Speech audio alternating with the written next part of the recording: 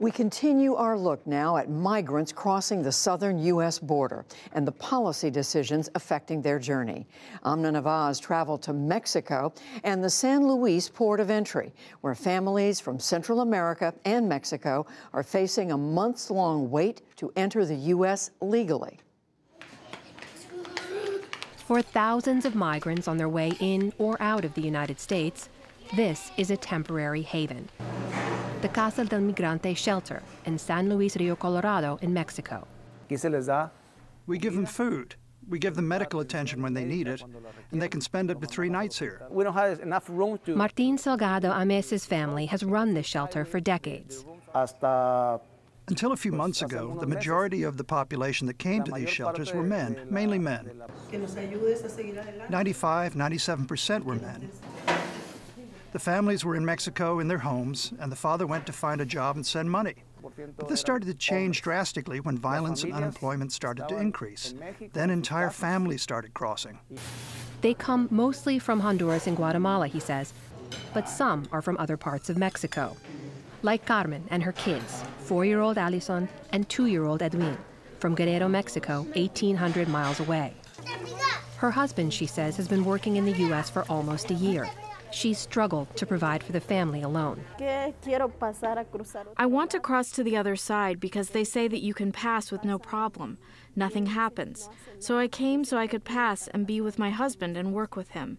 We want to have money and a house. That's what we want.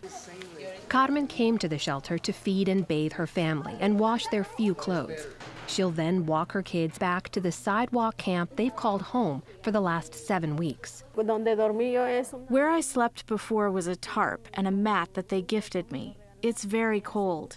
And yesterday 3 women came and gave me a tent that I'm going to sleep in with my kids.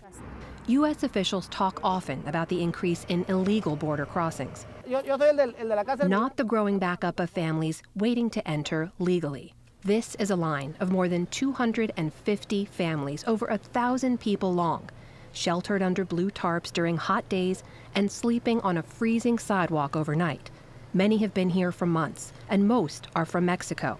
The U.S. port of entry is just a few yards away, and more families join this line every day.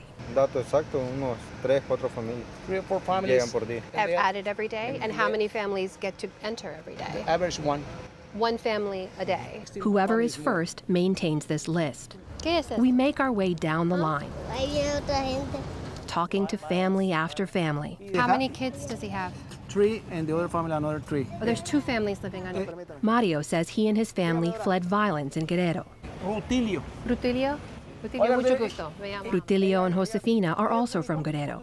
They want a better education for their 4 kids. ¿Cómo? Freddy. Freddy. Freddy. Okay. ¿Y tú, mija? Diana. Their 2 sons were actually born in the U.S. after the family entered illegally years ago. So wait a second, 2 of his kids are U.S. citizens, and they're still making them wait? Yes. Because the rest of the family are from Mexico. While we're there, family number 34 is allowed into the U.S. port of entry. So the guys you see in the orange back there are actually part of a Mexican federal agency that does humanitarian work. They go and they help those families who are waiting in line to get processed and escort them up when it's their turn. They're taking a family up right now that's been waiting for weeks, possibly months in that line. In response to our questions about the pace of processing families, a U.S. Customs and Border Protection spokesperson cited capacity issues, saying they process undocumented persons as expeditiously as possible without negating the agency's overall mission, which includes counter-narcotics, national security, and facilitation of lawful trade, all requiring a careful balance of their resources and space. But immigration advocates like Laura Bellos of the Arizona-based Florence Project worry the slow pace of legal entry may push people to cross illegally instead. When I talk to clients about the reasons why they've come, the first thing that they talk about is the harm. And the harm that was so severe that really coming to the United States was the last resort in terms of having safety. Our clients often report that they've suffered severe harm along the way in terms of assaults, in terms of robbery, but they make that trip because they're looking for safety. Carmen, meanwhile, is stuck. She can't go home. but she also can't afford to wait in the line much longer. I only have 200 pesos left, but I'm going to buy food soon. I don't have any left because food is expensive here, and I don't know if I'm going to have enough for tomorrow. Carmen, what will you do when you run out of money?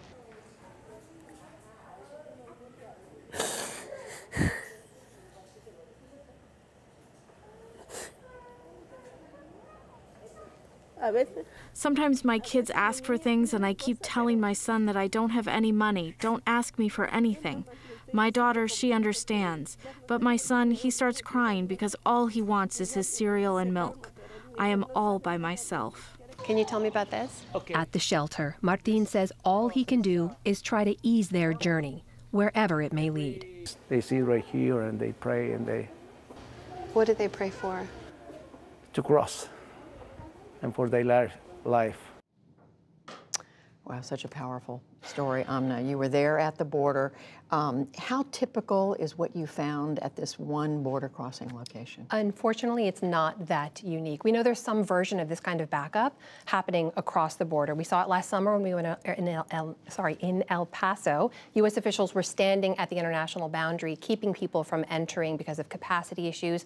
An inspector general report later found they're doing what's called metering, that's limiting the amount of people who can enter the legal ports of entry. And we now know there's a Trump administration official policy that asks legal asylum seekers to stay in Mexico. They can't come into the U.S. while their immigration court cases are adjudicated. It's in place in 2 ports of entry right now, and they've said they're going to expand it across the border in the coming weeks. So you showed us some scenes of what it's like for these people who are waiting. They're living in tents. You obviously, the mother being emotional there. Tell us more about what these people are going through. You know, the backup, Judy, is basically taking a vulnerable population and making them more vulnerable. What we couldn't show you, but what they did tell us, is what happens when we're not there. Often the kids are sent out to beg for money during the day. At night, a lot of the women are forced to prostitute themselves just to get money to feed their kids and make ends meet.